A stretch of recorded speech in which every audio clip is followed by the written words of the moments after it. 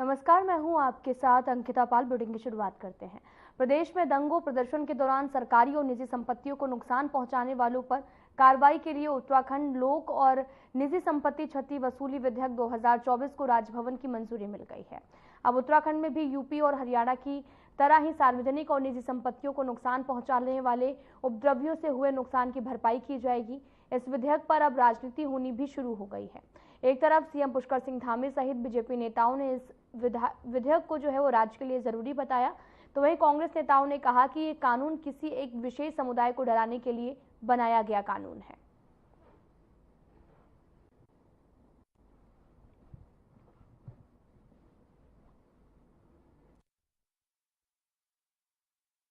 तो कांग्रेसी पागल हुए हैं।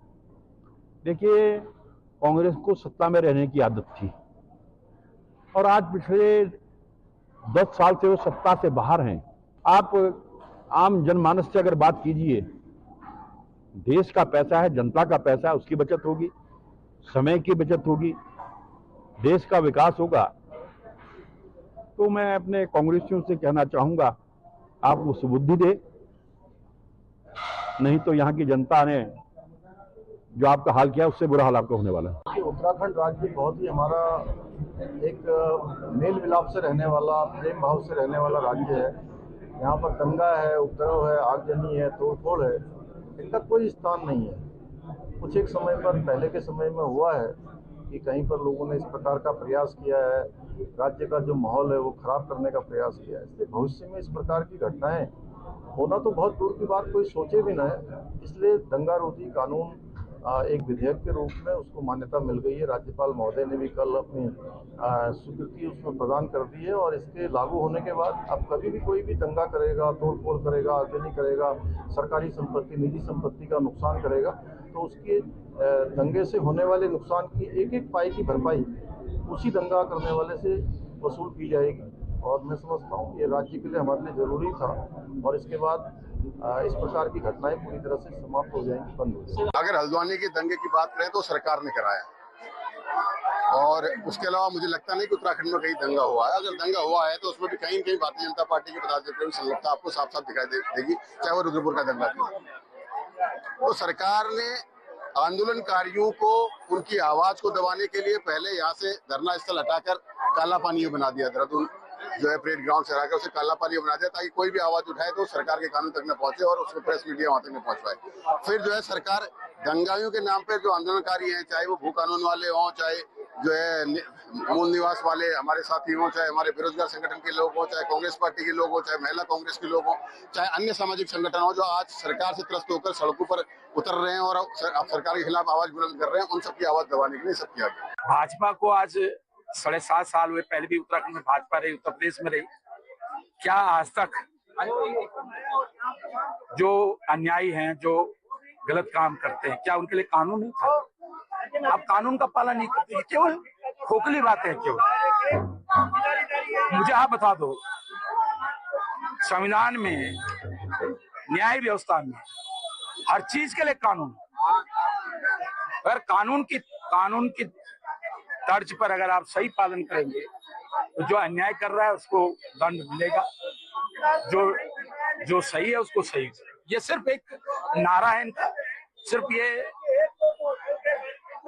जो हमारे कमजोर पक्ष है, जो दूसरे धर्म के लोग हैं, उनको डराने के लिए सिर्फ एक ये घोषणा है, एक खोखला नारा है।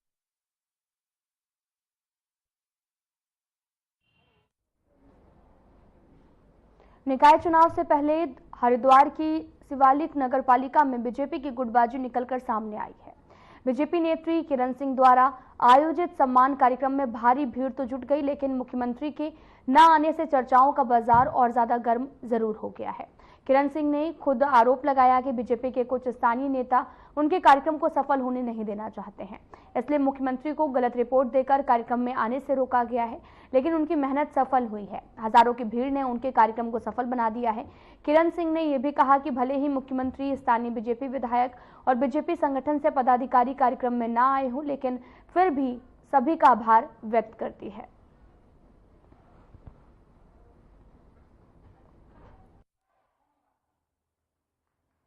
मैं पहले मीडिया बंधुओं को नमस्कार करती हूँ कि आप मेरी आवाज़ दुनिया तक पहुँचा रहे हैं, लोगों तक पहुँचा रहे हैं, माननीय मुख्यमंत्री तक पहुँचाएं। ये मुख्यमंत्री जी के यहाँ से हमें कार्यक्रम मिला था सम्मान समारोह का। माननीय मुख्यमंत्री जी बहुत ही यशस्वी, विद्वान और मतलब पारखी हैं, और मुझे मीडिया पैनलिस्ट प्रवक्ता का पद भी है। इस भाजपा में मुझे सम्मान दिया। मैं कांग्रेस से आई थी, कांग्रेस की मैं जिला अध्यक्ष रही हूँ, इसके बाद राज्य मंत्री रही हूँ, कई प्रदेश की मैं अध्यक्ष भी रही हूँ।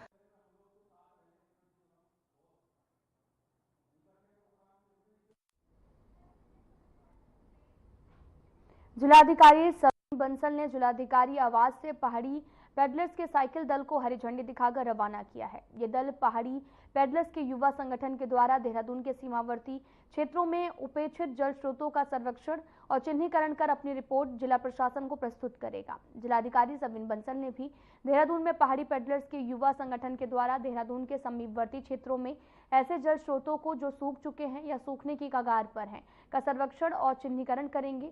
उनके द्वारा ही शोध और सुझावों को गंभीरता से लेते हुए जल स्रोतों के संरक्षण संवर्धन की दिशा में कार्य किया जाएगा। उन्होंने कहा कि इसमें तकनीकी सहायता के साथ ही फंडिंग की हर संभव सहायता उपलब्ध कराई जाएगी।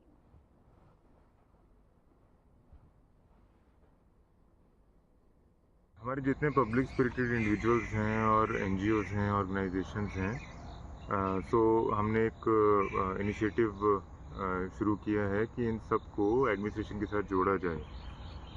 इनके एफर्ट्स एडमिनिस्ट्रेशन के एफर्ट्स को सप्लीमेंट करें and that should mean the vice versa to.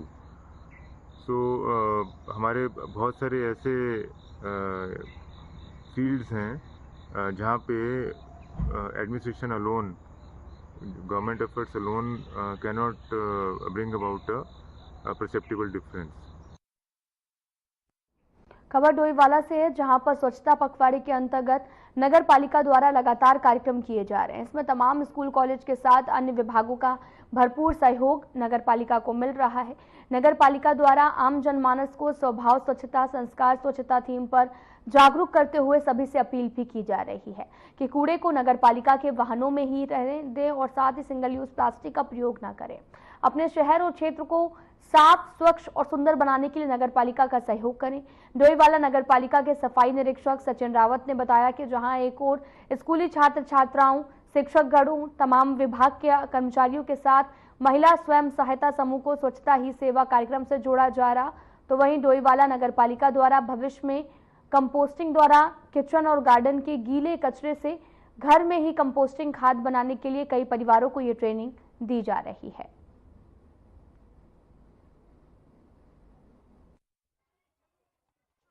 द्वारा और निदेशालय द्वारा हम लोगों को 17 सितंबर से 2 अक्टूबर तक स्वच्छता ही सेवा, स्वभाव स्वच्छता और संस्कार स्वच्छता थीम पर कार्यक्रम करने के निर्देश मिले हैं। उसी के क्रम में हमारे द्वारा नगर पालिका क्षेत्र में स्वभाव स्वच्छता और संस्कार स्वच्छता थीम पर निरंतर कार्यक्रम किए जा रहे हैं, जिसमें आज हम लोगों ने वार्ड नंबर 16 तेलीवाला क्षेत्र में बच्चों की स्वच्छता रैली का आयोजन किया और विद्यालय द्वारा उस पर बच्चों ने वेस्ट टू आर्ट और निबंध प्रतियोगिता का में भी प्रतिभाग किया, जिसके क्रम में ज़्यादा से ज़्यादा आम जनमानस जोड़ने के एक आह्वान भी किया गया।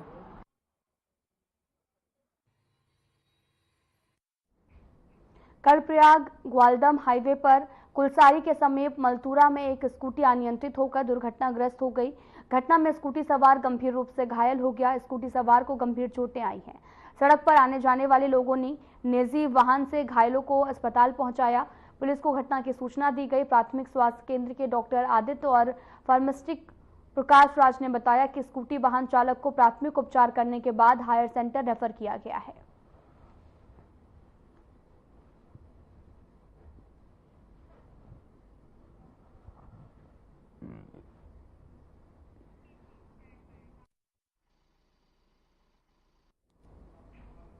बरसाती मानसून के कारण उत्तराखंड में चारधाम यात्रा पर काफी प्रभाव देखने को मिला है। बरसात में हो रही लगातार पहाड़ों की लैंडस्लाइडिंग, टूटी सड़कों के कारण यात्रा को रोक रोक कर सरकार को चलाना पड़ा है। लेकिन अब यात्रा सुचारू रूप से प्रारंभ हो गई है और अभी तक 35 लाख से भी ज्यादा श्रद्धालुओं ने चार धाम यात्रा के दर्शन किए हैं। सरकार ने यात्रा को फिर से सुचारू कर दिया है। साथ ही चार धाम यात्रा के कपाट दिवाली से पहले बंद कर दिए जाते थे, लेकिन इस बार भी उम्मीद है कि चार धाम यात्रा में रिकॉर्ड तोड़ श्रद्धालु आएंगे।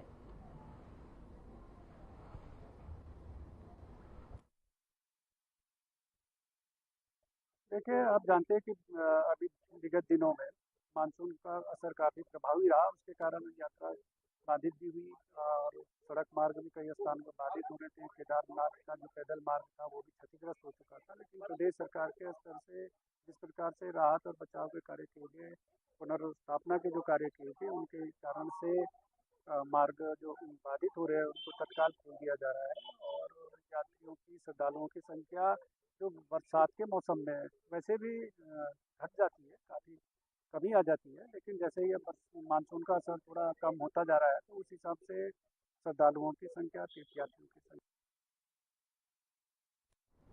डोईवाला में पीसीएस अधिकारी दिनेश प्रताप सिंह ने 2022 में डोईवाला शुगर मिल के अधिशासी निदेशक के पद पर अतिरिक्त प्रभार के रूप में उस वक्त कार्यभार संभाला था जब शुगर मिल कर्मचारियों को 2-2, 3-3 महीने का वेतन मिलता था। वहीं डीपी सिंह के कार्यभार संभालने के बाद से ही मिल लगातार अपने घाटे को कम कर उभरती आ रही है। दिनेश प्रताप सिंह के इस कार्य के लिए सभी कर्मचारी यूनियन का आभार व्यक्त करते हुए सम्मान समारोह कार्यक्रम आयोजित किया गया। इस दौरान अधिशासी निदेशक दिनेश प्रताप सिंह ने कहा कि कर्मचारी और अधिकारी एक ही परिवार के सदस्य हैं। अधिकारी को अभिभावक के रूप में अपने कर्मचारियों को गाइड करना चाहिए। उन्होंने साथ ही ये भी कहा कि डोईवाला शुगर मिल अपनी बेहतर स्थिति के लिए सिर्फ अपनी कर्मचारियों की मेहनत पर पहुंची है।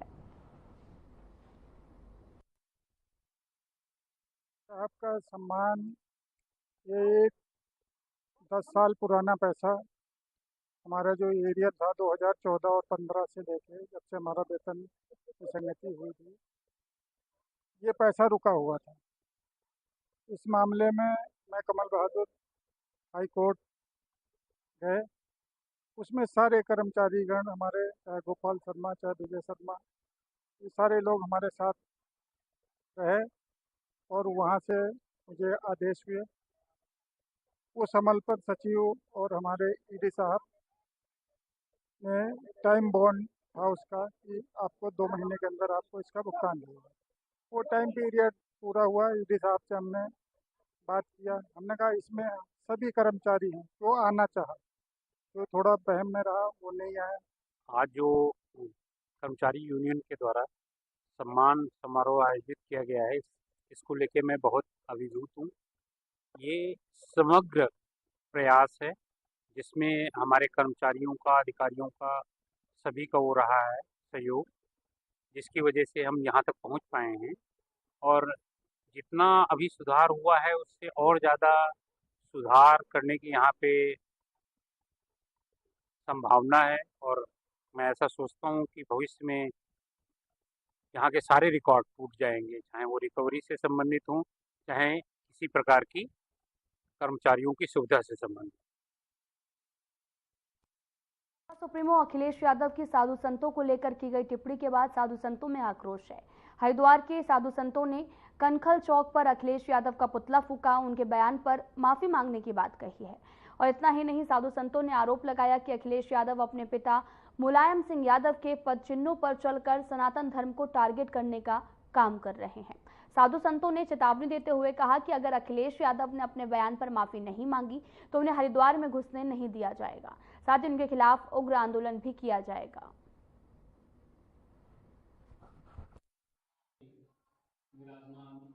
अखिलेश यादव अपने बाप की परंपरा को निभा रहे हैं। उनके पिताजी मुल्ला कठोर सिंह ने हिंदुओं की हत्या की थी, सर्वविदित है। उसी पैटर्न पर, उसी कदमों पर चल रहे हैं। अखिलेश हिंदू समाज को टारगेट कर रहे हैं और सनातन धर्म के संतों को टारगेट कर रहे हैं।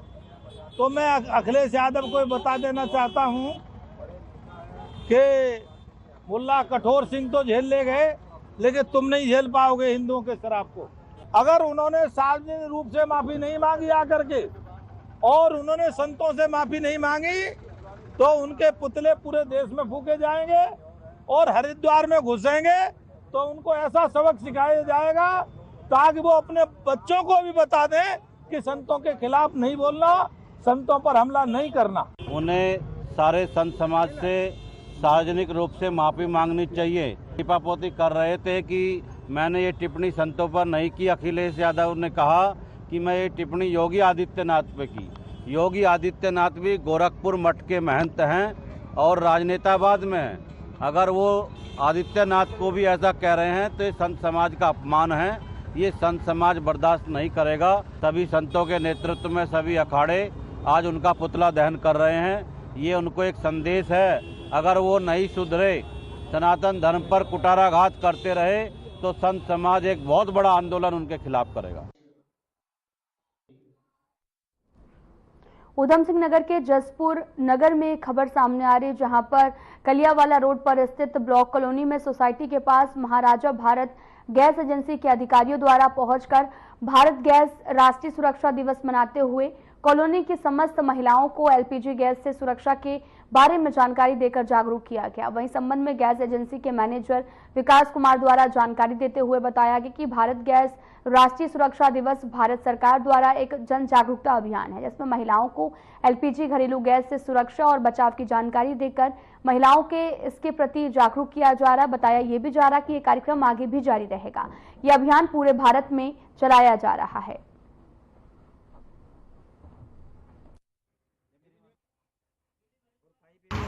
को लेकर कि गैस सिलेंडर से 1 फीट कम ऊंचा चूल्हा होना चाहिए।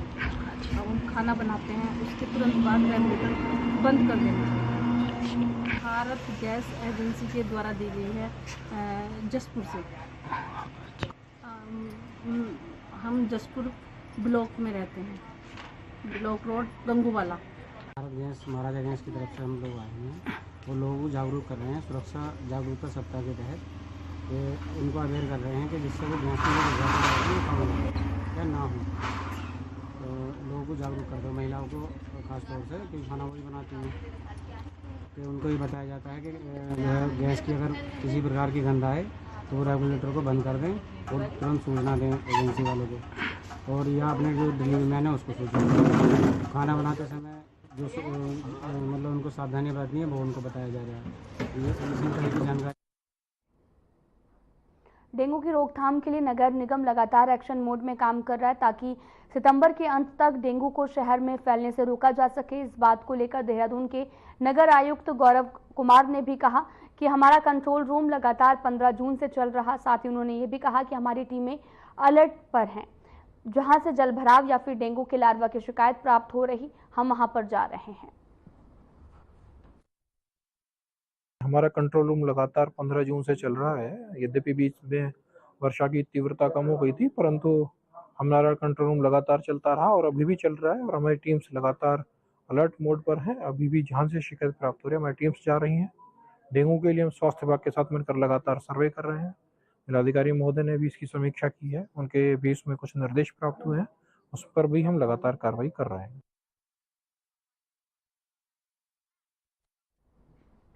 मंगलौर कस्बे में सुरक्षा के लिहाज से लाखों रुपए की लागत से लगाए गए सीसीटीवी कैमरे अपनी बदहाली पर हैं और कुछ महीने चलने के बाद में कस्बे के सभी सीसीटीवी कैमरे बंद हो गए और कैमरे बंद होने के कारण पुलिस चोर उचक्के को भी पकड़ने में नाकाम साबित हो रही है। घटनास्थल के इर्द गिर्द लगे कैमरे खराब होने के कारण पुलिस पहचान नहीं कर सकी। वहीं पुलिस प्रशासन के साथ क्षेत्रीय लोगों ने भी नगर पालिका से कई बार सीसीटीवी कैमरे ठीक कराए जाने की मांग की, लेकिन अभी तक इस पर कोई भी कार्रवाई नहीं हुई है।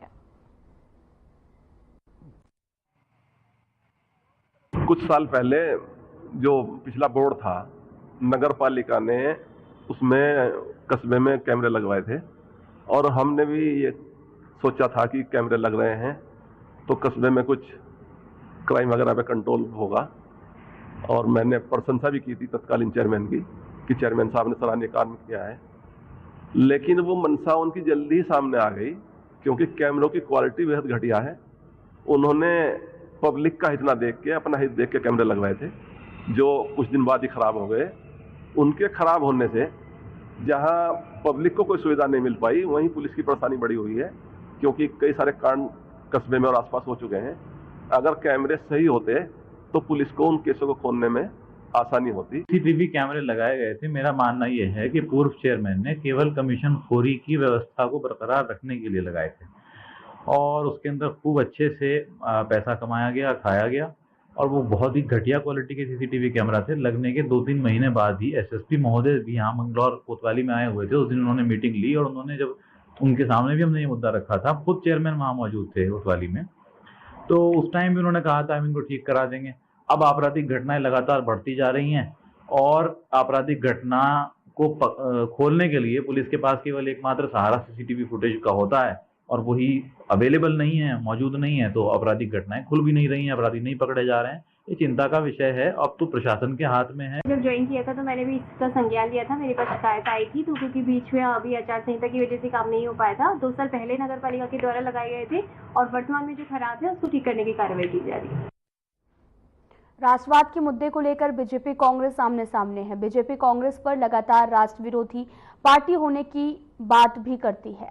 वहीं कांग्रेस प्रदेश उपाध्यक्ष मथुरादत्त जोशी का भी कहना है कि जब बीजेपी का जन्म भी नहीं हुआ था तो उससे पहले कांग्रेस में राष्ट्रवाद है और कांग्रेस ने देश को आजाद कराने के लिए आंदोलन किया है, देश को आगे बढ़ाने के लिए आंदोलन किया है।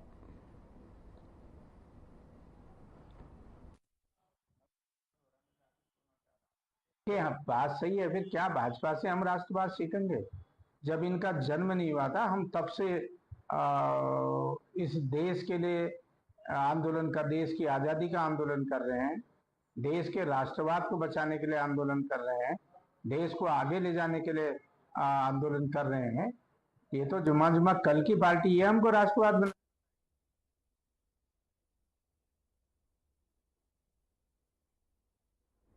उत्तराखंड राज्य विधिक सेवा प्राधिकरण नैनीताल के तत्वाधान में जिला विधिक सेवा प्राधिकरण अल्मोड़ा द्वारा बहुउद्देशीय विधिक जागरूकता शिविर का आयोजन किया गया, जहां पर विपिन चंद्र त्रिपाठी कुमायूं इंजीनियरिंग कॉलेज में पहुंचे थे और इसमें जो है यहां पर पहुंचने के बाद में वरिष्ठ न्यायाधीश न्यायमूर्ति और कार्यपालक अध्यक्ष उत्तराखंड राज्य विधिक सेवा प्राधिकरण मनोज तिवारी ने भी प्रतिभाग किया। इस दौरान न्यायमूर्ति मनोज तिवारी ने राष्ट्रीय विधिक सेवा प्राधिकरण, राज्य विधिक सेवा प्राधिकरण, जिला विधिक सेवा प्राधिकरण के बारे में लोगों को जानकारी प्रदान की और संवैधानिक अनुच्छेदों का जिक्र करते हुए भारतीय न्याय व्यवस्था में गरीबों, वंचित, जरूरतमंदों के लिए कई प्रकार के प्रावधानों पर प्रकाश डाला है।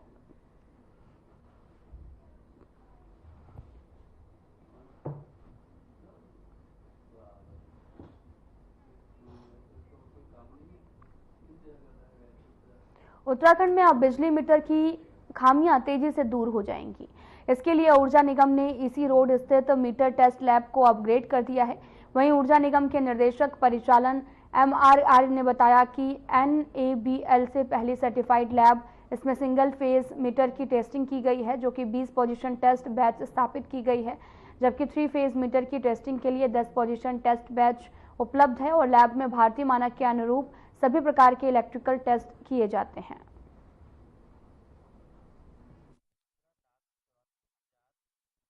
मैं इसमें ये हमारे 2 लैब हैं, एक हल्द्वानी में और एक देहरादून में हमने कर रखा है। ये लैब हमने अपग्रेड किया, इसे NABL सर्टिफिकेशन से ये हमने अपग्रेड कर रखा है। इसमें जो हमारे मीटर टेस्ट होंगे, पर्टिकुलर सोलर के लिए भी हमें ज़रूरत पड़ी इसकी, सोलर और अन्य उपभोक्ताओं के लिए, इसमें हमने इसमें जो लैब बनी है हमारी, उसमें हम पर डे 40 से 50 मीटर टेस्ट करते हैं। उत्तराखंड विधानसभा की केदारनाथ सीट पर होने वाले उपचुनाव में बीजेपी ने अपनी पूरी ताकत झोंक दी है। पार्टी ने राज्य सरकार के 5 मंत्रियों को केदारनाथ विधानसभा क्षेत्र के एक मंडल का जिम्मा सौंपा है। इन मंत्रियों को अपने अपने मंडलों में पार्टीजनों के साथ निरंतर बैठकें करने, जनता दरबार लगाने के लिए कहा गया है और मंत्रियों को मोर्चा पर उतारने के पीछे पार्टी की मंशा यही है कि उपचुनाव से पहले अपने पक्ष में माहौल बनाए जाएं और साथ ही जन समस्याओं का निराकरण भी सुनिश्चित कराया जाए। वहीं बीजेपी विधायक ने इस मामले को लेकर कांग्रेस पर तंज कसा। विनोद चमोली ने कहा कि बीजेपी एक परिवार है।